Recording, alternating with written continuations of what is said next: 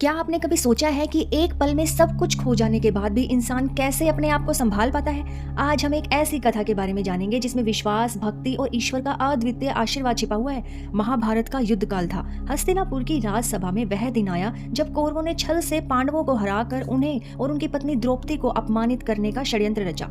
सभा में सब राजा, महाराजा और महापुरुष बैठे थे, लेकिन धर्म की दुहाई देने वाला कोई नहीं था। द्रौपदी को भरी सभा में खींच कर लाया गया। दुशासन, जो कौरवों का एक प्रमुख योद्धा था, उसने द्रौपदी का चीर हरण करने का आदेश दिया।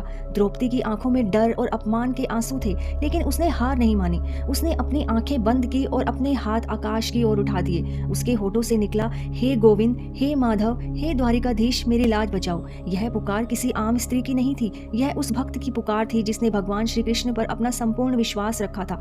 उधर द्वारका में भगवान श्री कृष्ण अपने भक्त की पुकार को सुनकर अश्रुपूर्ण आंखों से मुस्कुराए।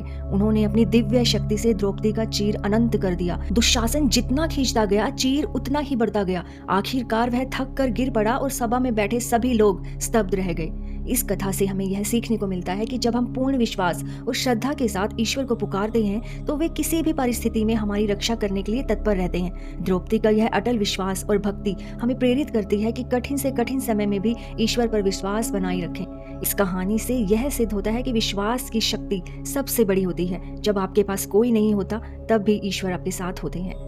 अगर इसको वैज्ञानिक दृष्टिकोण से भी देखें तो भी आधुनिक विज्ञान और मनोविज्ञान भी यह मानता है कि जब हम पूरी तरह किसी चीज पर विश्वास करते हैं तो हमारी मस्तिष्क की तरंगें सकारात्मक ऊर्जा उत्पन्न करती हैं। यह ऊर्जा न केवल हमारी सोच को प्रभावित करती है, बल्कि हमारे चारों ओर एक सकारात्मक वातावरण भी तैयार करती है। इसी को प्लेसिबो इफेक्ट के रूप में भी जाना जाता है, जहाँ विश्वास के कारण चमत्कारिक परिणाम मिलते हैं। संकट के समय द्रौपदी का कृष्ण को पुकारना यह दिखाता है कि जब इंसान हार मानने की स्थिति में होता है तो किसी उच्च शक्ति में विश्वास उसे मानसिक सहारा देता है। इससे हार्मोन संतुलन बना रहता है, तनाव कम होता है और व्यक्ति अधिक स्पष्टता से सोच सकता है।